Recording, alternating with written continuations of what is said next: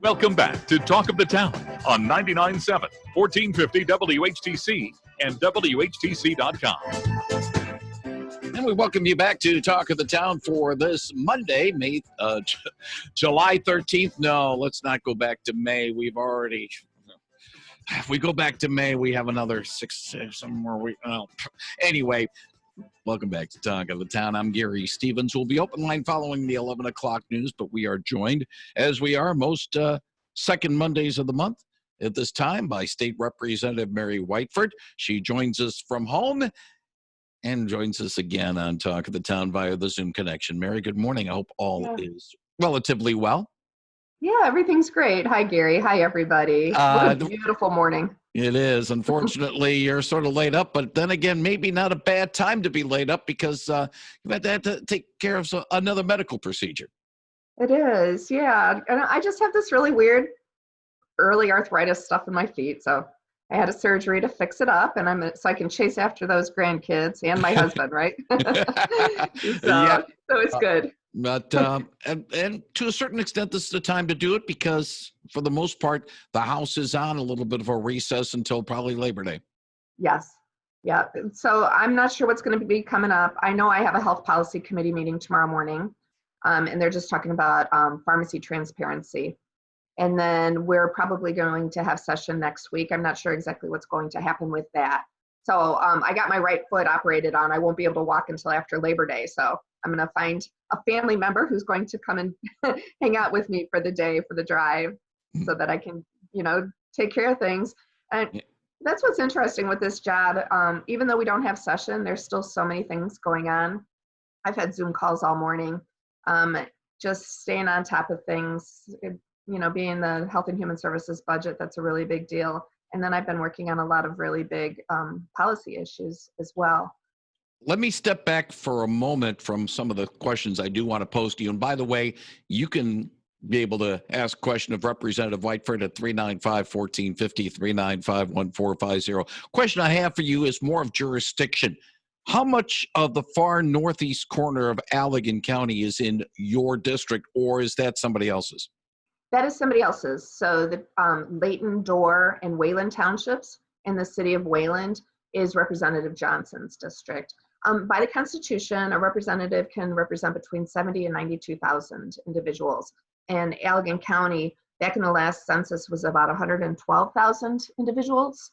And so that's why they split off that corner. Previously, they split off the southeast corner, and that went down to Representative Nesbitt over in Van Buren County.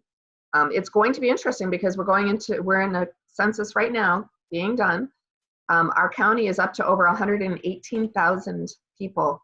And so I'm not sure how it's going to be divided up to make sure that we keep that representative numbers of that 72 to 90,000 or so people. Yeah, just try to keep Allegan County in particularly just one representative, which would be a lot easier than trying to figure out, okay, who's my representative? The reason why I'm asking, because I wasn't aware of this until I saw with MERS News with their capsule that a couple of townships, Hopkins and Wayland, seeking a court order stopping the State Boundary Commission from processing an annexation petitions until rules are put in place. Apparently some property owners are trying to annex 22 parcels totaling about 413 acres in Hopkins Township and another 3 or so acres in Wayland to get into the city of Wayland. When we get boundary disputes, it gets a little bit sloppy. Yeah, it does. So there's a lot of tenseness over there because Hopkins Township has always been a very agriculture area. Over on the east side of it along 131, we've got the Gun Lake Casino. And then the ability of developing that corridor along 131 because there's some nice exits there and a lot of people travel that road. So there's always a commercial interest to that. But one of the foundational things is that they don't have sewer and water. They don't have those type of things. And ideally, what I've heard is some people would like to have the ability to annex into Wayland to be able to have the water services and sewer services and other things that would benefit that community. But there's a lot of people who want to keep that agriculture feel to things and not be part of that. So There's a lot of back and forth on that issue. I'm not sure where it's going to land, but I'm just paying attention for now. Okay, again, it's a little bit out of left field, a little bit because we have some other important things to talk about. But then, having worked in the Tri-Cities, be it Saginaw, Midland, Bay City area, how water can be a factor in annexation. Saginaw sold its water to the local townships. Midland, they told the local townships, "You want our water? We want to take over." And that's how Midland became so big of an area, even though they don't have a lot of people, because the water issue led to Midland annexing a lot of that stuff. Well, and then my township is a perfect example. I'm in Casco Township, but I live along Blue Star, so they did extend South Haven Water and come up with an agreement on that about 20 some years ago. Well, because of it's very expensive because they don't have enough users on it because it costs money.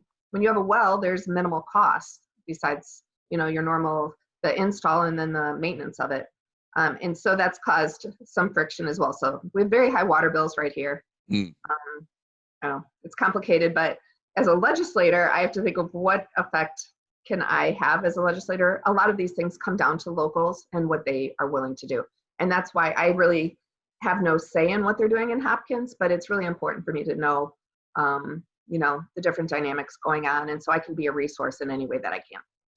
395-1450, 395-1450. If you have a question for State Representative Mary Whiteford. Last Thursday morning, Governor Whitmer issued another executive order mandating mask use indoors, basically making it so that you need a shirt, you need shoes, you need a mask to be able to get service indoors in Michigan with retailers.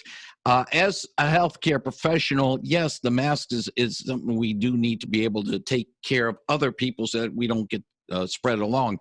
But the way it was presented, it's got a lot of people upset right now. Yes, it does. And I understand the challenge that's been going on. There's some stores, some shops that have been enforcing their own rules. And, there was the rule that you're supposed to wear a mask when you're indoors.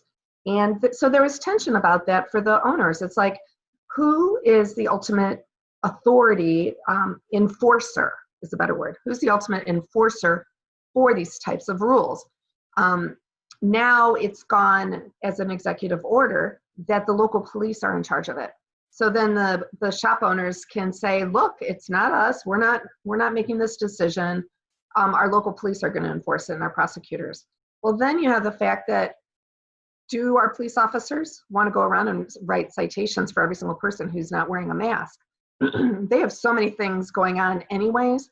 And then they've also had such massive amounts of tension with their roles as police officers with everything that's been going on nationally. And so that's where I have the most angst. So number one, we started out complaining about police officers, that they're going over the top, hurting people. My brother-in-law, and I think I talked about this before, my brother-in-law is a police officer. He's got black daughters. Now he's got all this extra investigation into the decisions he's been making, and he's a good guy. So then you take this and put it on the police officer's responsibility list, but they don't have the time. And why are they going to go after somebody? And, you see science proving, yes, fabric masks work. No, they don't. Are you willing to put yourself at risk? Are you not willing to put yourself at risk? So it's very challenging. It's virtually impossible to enforce. We just don't have enough man hours with the police officers. So I just am along the lines, if you're going to do something, make sure that it's enforceable. Don't just do it to make a show of it. It's difficult. So it's difficult on our police officers. It's taking responsibility to somebody else. And I think most people really will wear a mask if they feel concerned about it. It seems you like go to other states and they don't have rules like this. Yeah, it seems like the response over the weekend from the Van Buren County Sheriff Daniel Abbott saying, "I'm not going to enforce the order or other orders. I'll enforce laws, but not orders," saying that resources for him need to be diverted to more important things. Well, the way that our Constitution and our laws are set up in the state, a governor's orders are, in fact, law. So we can go back and challenge the fact that should she have these powers or not? That's another issue. So as a legislator, I'm going to say, yes, these rules do have the effect of law, but if the sheriff has the inability to race around, I mean, I live just north of South Haven, which is Van Buren County. There's no way a police officer is going to go around and write a ticket for every single person when he's just trying to make sure, look, somebody fell off the pier yesterday. There's drownings. There's serious things going on. Do we want to use our police officers' time and energy going and writing citations, or do we want them really going after the bad guys and protecting our neighbors? So I do have a bit of a disagreement with the way that he worded it. They are, in fact, law, but if he's unable to do it, that's another issue. So that's where there's a lot of people saying, yay, you're right. But there's a lot of people saying, wait, you do have this responsibility. And that's the big challenge going on right now in our state. 395-1450. Good morning. You're on the line with State Representative Mary Whiteford. Yeah, hi, Mary. Hey, here's a question for you. The governor has strongly suggested that healthcare professionals like nurses and doctors are racists. Do you know if that's a true statement or not? I know you were in the medical profession. I don't think the medical people that I know, nurses and a doctor or two, I don't think they're racists at all, but what do you think? Thank you for that issue. I've been in the thick of that. So in the governor's state of the state, she did state that one of the things she wanted to do was to reduce infant mortality among races, because there is a higher rate of infant mortality in Black babies and inner city babies. And so she wanted to do this implicit bias training. Well, I came out against that. I'm like, wait, I was a pediatric nurse. I didn't care what color somebody was. I didn't care what their parents' job was. There's actually a detachment from the financial side of it. As a nurse, we don't go and get financial information. Somebody else does that. So all I had to do was focus on that baby and that baby's parents to make sure that they knew the best way to help their baby. So I came out against that. Now this is the challenge. The governor stated because there's a higher number of Black individuals, a higher percentage that have COVID, that perhaps the reason is because their healthcare providers have this bias against them. I mean, you have to read through the words on this one. Why now? Why only during COVID? But when you look at the numbers, most of the people in the state who are dying from COVID are over on the east side of the state, which has a higher concentration of Black people and minorities than the west side of the state. Perhaps that's the reason. Why now? I see it as a reason saying, okay, there's a health disparity, more people are dying from COVID, so let's blame the nurses, let's blame the doctors, let's blame the healthcare professionals. But to test this theory, I put it out on Facebook and I said, what do my doctors and nurses, my health professionals think about this? So I had all these people make comments. I'm like, are you a health professional? I'm asking you, do you have a bias? Well, the thing is about implicit bias is it's kind of like the smoke screen, because you don't know you're biased. And so we're going to train you against something you don't know about. So I could go on and on. I appreciate your support because I think you're spot on. We don't have to go and put a blame on anybody. But one thing I've always really focused on, because I do believe that it's proven there's more Black babies that die, infant mortality rate is higher. So I've talked to nurses and doctors, and I've talked to people over on the east side of the state. The best thing you can do to prevent infant mortality is to put wraparound services around that mom when she's pregnant, and if she didn't get prenatal care, when she has that baby, get somebody in there on her turf at her home. And I did those home nursing visits. Those are really valuable because there's grandma there, an aunt, there's a very extended network of family in these inner city areas. And let's get everybody on board on the best way to raise this baby and keep this baby and her or his mom safe. So that's where I'm putting my attention on the DHHS budget, is I'm expanding the number of home nurses that go and take care of these babies, because I think that directly can improve infant mortality. Right. Sorry, right. All right. Appreciate the call. Thank you. 395-1450, 395-1450. Yeah, that sort of stole a little bit of my thought, because I was going to talk about the implicit bias. And I've seen memes coming up saying all these people are racist. Governor Whitmer? It's almost as if you're implying that they are, even if they might say they're not. Right. Right. So, and you know me, and if you don't know me, if there's something that comes up, I'm going to think it through, but I'm going to figure out what kind of solution can I have? What's actually going to help at the family level? And that's what I'm doing with this issue. Peg's got a question. Very quickly, I worked at Henry Ford for 7 years, and I worked on some of these stories about implicit bias in healthcare. It's proven again and again across the board. It's not just with babies and treatments of moms, but wasn't it even Serena Williams, who's far from being a low-income urban, single mom? She had every opportunity for care, and she nearly died because when she told medical professionals, hey, I have this issue, it just wasn't taken as seriously, and that's the implicit bias. It wasn't that there were racists, as this gentleman who suggested. I don't think they're saying everyone in healthcare is racist. They're saying there is a long, long history of people believing that African Americans can withstand pain more, and so they tend to be less medicated. These are repeated studies, you know about them, Representative Whiteford, where they've not gotten as much medication, or they haven't been medicated, or they've waited longer to have a broken leg set for maybe multiple reasons. But if implicit bias is part of that, which is the unconscious belief in certain things like, hey, maybe they can withstand pain more, people of color or whatever, then if people are aware of those things, they might take a second. If somebody says, I'm in pain, or I think I have this issue with my pregnancy, they might be better heard. And that's not saying everyone in healthcare is racist. It's saying there's a blind spot. And I appreciate you saying that, Peg. And then I go back to nurses and doctors and families and individuals. That happens all across the board. It could be white, Spanish, Black. Anybody can go and be treated like they,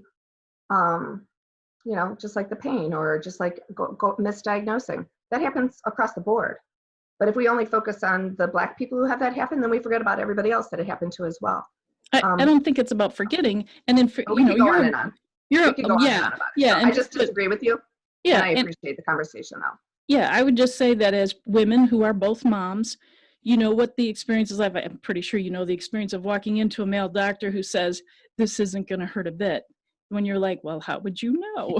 You know what I mean? I've never had a male doctor say that to me. Oh, I sure have. I'm a little it's across older than the you. board. There's so many variations. And that's why I'm reaching out to medical professionals and families, what's going on here. And if you think beyond the issue itself, how can this possibly change? So exactly what kind of training would it take to help somebody know that or address those issues? So it's much more than just saying, hey, we're gonna have this training, but what could actually have an impact? And so I look forward to seeing that. The other question I have, and then we'll take a break, Mary, is the fact that shouldn't the legislature be involved with this, or is this simply because this is the way the state constitution is, it's the governor's call? So in a time when we're not in a state of emergency, so that she's not able to use COVID funds, she could go and mandate that rule to the department to put together. And then the legislative side of it is that the Joint Committee on Rules would go through these rule recommendations and say yay or nay. So that's the normal process that she could do, but she's just doing it under the COVID response right now, where she would be able to use some COVID funds to do that. And then you take a step back. We are in the court. We're before the Court of Appeals right now. We should have an answer from them by the end of August, and then go to the Supreme Court. Is that there's a disagreement over the 1940s emergency law and the 1970s law. And so if we say that the 1970s law supersedes the 1940s law, she has no constitutional authority, no statutory authority, I should say statutory authority to make these rules. But until that's proven otherwise, she has this authority. And so it's a very difficult time for people in Michigan. It's the top case in the country right now that we're in a constitutional crisis about this issue. And there's many of us who wish we got it settled back in May or June. Being that we don't know, and the Supreme Court we're gonna have a decision within 6 months. which usually Supreme Court decisions are made after a year and a half. So we're told that this is actually going pretty quick to make this determination. But I really wish that we had some certainty for the people of Michigan, beyond just listen and you have to obey. All right, I'm going to take another call here, and we'll move some of the spots over to the 11 o'clock hour. Good morning. You're on the line with State Representative Mary Whiteford. Hi, Mary. If we're talking about implicit bias, we're talking about our thoughts and our automatic responses that come as we're even being raised, even from infant. So there can be implicit bias even against people that have tattoos. Old people, a lot of implicit bias against old people or overweight people. And so what it really is, if you're doing training against implicit bias, it seems to me that it's more of a mind control. And that's, I think, a slippery slope. Thank you. Yes, and you're correct. There's biases against anybody. Anybody. There's biases against me as a legislator, right? There's biases against Gary, who has a microphone. I mean, there could be a bias on anything. So thank you for that perspective. Appreciate the call. Thank you. 395-1450. Mary, I do want to bring this up because I'm not certain whether or not we will chat one more time, but you've been selected to go to Jacksonville for the Republican convention. Talk about your responsibilities as a Republican national conference delegate. So 4 years ago, prior to knowing who our primary candidate definitely was, that's when the national vote, or the national representatives have more of a say. Right now, we have our candidate, President Trump. So now it's just getting everybody together. The same thing halfway through Obama's, when he was going into his second term, they had already decided who their candidate was. And so they all got together. And then I'm not sure exactly what we're all going to learn, but normally each person will be just determined to go and support and put their vote for a candidate based on the state's percentage of votes going to that person. So I was an alternate 4 years ago, and so I was actually a Kasich alternate delegate for national convention. And then when that worked its way through, then we knew that Donald Trump was going to be that person. So it's the national process. It goes back in history to the beginning of time of our country's roots, that they have these conventions to get behind their candidate. So it's going to be just a fascinating thing. My husband and I are going to go and attend and be on the floor and see what's going on. And I'll let people know. And I put these kind of things just on my personal Facebook page on the things that are going on and what I'm seeing. But it's quite an event, whether it's Democrat or Republican, and the amount of security involved, the amount of emotion that's involved. It is what it is, but it's fascinating to be able to see part of history like this. How concerned are you about the health situation, especially since Florida's got some problems right now with COVID? Right. I'm going to do whatever I can to protect myself and my family. And so I'm going to stay super, super aware and determine the best way to keep me and Kevin safe. All right. I don't want to put... I'm definitely not going to go into a big mosh pit. That's for sure. I don't want to put you in a political spot, but I will mention this. You mentioned you were a Kasich delegate 4 years ago. Some are saying maybe John Kasich might be aligning himself for maybe post, say, 2024. Do you see that possibly happening? I have no idea. I'm just trying to get through now, guy. Yeah. I'm just saying that the president can only run one more term. Right. We have term limits for the president. So yeah, it seems like prior candidates have a harder time gaining ground. I mean, you can even tell. Hillary didn't run again. So and then we have Romney won't run again. So it seems like the people who got out of the races and didn't make it to the end kind of aren't paid attention to quite as much. So we'll see. I'm just throwing that out because he's still trying to keep his feet in the political waters, even though he's no longer the governor of Ohio. Mary Whiteford, state representative, want to thank you very much for joining us today on WHTC's Talk of the Town. I'll put a link to your webpage for the state rep house when we put the podcast of our conversation at WHTC.com. Of course, we're recording the Zoom, so we'll put the video of the as well and a link to it a little bit later on. Thank you. Take And care. if anybody has a question, just send me a message through my state rep page or email our office, marywhiteford@house.mi.gov, and I'll do my best to answer it. I always get back to everybody. So thank you. Sounds great. Look forward to chatting with you again next month. Okay. Bye-bye. Thank you very much, State Representative Mary Whiteford on WHTC's Talk of the Town. Coming up, it's CBS News with Steve Kathan, followed by WHTC News with Peg McNichol, then more Talk of the Town after that.